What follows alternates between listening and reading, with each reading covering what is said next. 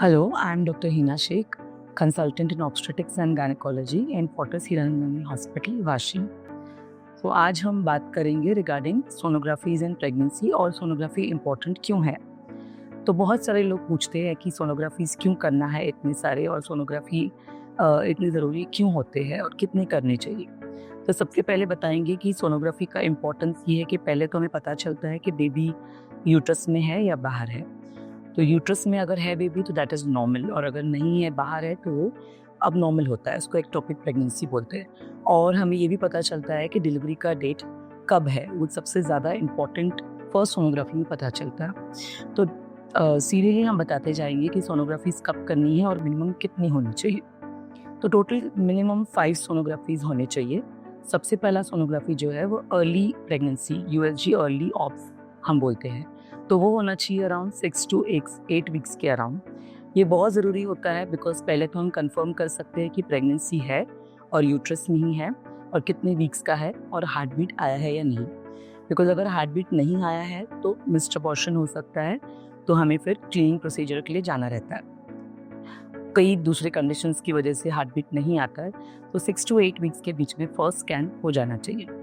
Second वाला जो scan होता है, सोनोग्राफी होता है, that is called as a anti scan. वो करना होता है 11 to 13 वीक्स के बीच में। कई लोग ये स्कैन मिस करते हैं और ये बहुत इंपॉर्टेंट सोनोग्राफी होता है, क्योंकि हम इसमें बच्चे का अबनॉर्मलिटी, नॉर्मल अबनॉर्मल सब पता चल जाता है। क्रोमोसोमल अबनॉर्मलिटीज ये डिटेक्ट होता है इसमें, और ये बहुत पर्टिकुलर रेंज में होता है। 11 वीक्स कंप्लीटेड तो अप टू 13 वीक्स कंप्लीट तक। 14-15 वीक्स पे ये लेट हो जाता है। तो जब डॉक्टर बोलते हैं ये स्कैन बहुत इंपॉर्टेंट है, ये करना चाहिए, यही वीक्स के बीच में करना चाहिए, तो अपने सब काम छोड़कर ये वाला सोनोग्राफी ज़रूर करना चाहिए। इसके साथ साथ में हम डबल मार्कर टेस्ट भी बोलते हैं, जो कि कंफर्म करता है कि बेबी नॉर्मल है या अब नॉर्मल है। एंटी स्कैन, एंटी का फुल फॉर्म होता है न्यूक्लियर ट्रांसल्यूसेंसी। इसमें हम डिटेक्ट करते हैं कि बच्चे में कोई अबनॉर्मलिटी नहीं है, और अगर उसमें दिखता है कुछ अबनॉर्मलिटी तो हम एडवांस्ड स्टडीज़ करते हैं, जैसे NIPT, या फिर हम एमनियोसेंथेसिस भी करते हैं। और अगर कुछ इशू रहता है तो हम उस टाइम पर अबॉर्शन के भी प्लान कर सकते हैं, सो दैट वो और ज़्यादा नहीं बढ़े प्रेगनेंसी। तो थर्ड इम्पॉर्टेंट सोनोग्राफी होता है वो एनॉमली स्कैन होता है, और वो होता है अराउंड 18 to 24 वीक्स के आसपास। 20 वीक्स के आसपास इसीलिए इम्पॉर्टेंट है क्योंकि इसमें बच्चे का जो भी डेवलपमेंट होता है, brain development, heart, lungs, bones, every part of the baby is being developed, and उसमें अगर कुछ अबनॉर्मलिटी रहता है तो हम डिटेक्ट कर सकते हैं।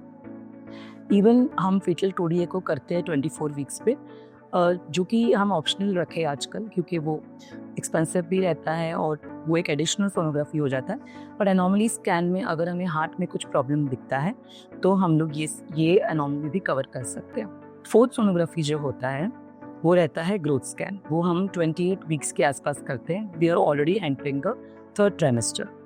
इसमें ग्रोथ पता चलता है, बच्चे का वेट पता चलता है, बच्चे का पोजीशन, उसके आसपास का पानी जो हम लाइकर बोलते हैं, और उसके आगे का डेवलपमेंट कैसे होगा ये पता चलता है। तो ये 7 मंथ्स का सोनोग्राफी होता है और ये भी इम्पॉर्टेंट है। एंड जो लास्ट वाला सोनोग्राफी होता है वो थर्ड ट्राइमेस्टर के एंडिंग में होता है, अराउंड 34 to 36 वीक्स के बीच में। इसमें कलर डॉप्लर भी होता है। यहाँ पर कभी कभी हम डिसाइड कर सकते हैं कि वेदर नॉर्मल होगा या सिजेरियन होगा, क्योंकि अगर बच्चा उल्टा है, ब्लीच है, तो हम पहले से डिसाइड कर सकते हैं। या फिर बेबी का ब्लड फ्लो अगर नॉर्मल है या नहीं, वो पता चलता है डॉप्लर से। और भी कई सारी चीज़ें पता चलती है सोनोग्राफीज में, बट ये सबसे इंपॉर्टेंट 5 सोनोग्राफीज जो मैंने बताए, ये बेसिक होता है, मिनिमम होता है, और ये करनी चाहिए। तो सोनोग्राफीज क्यों करना है, क्या इंपॉर्टेंस क्या है और कितनी करनी चाहिए, और भी अलग अलग कंडीशंस में कितने सोनोग्राफीज लगेंगे, ये जानने के लिए आपके नियर बाय गायनेकोलॉजिस्ट को विजिट करें। Thank you.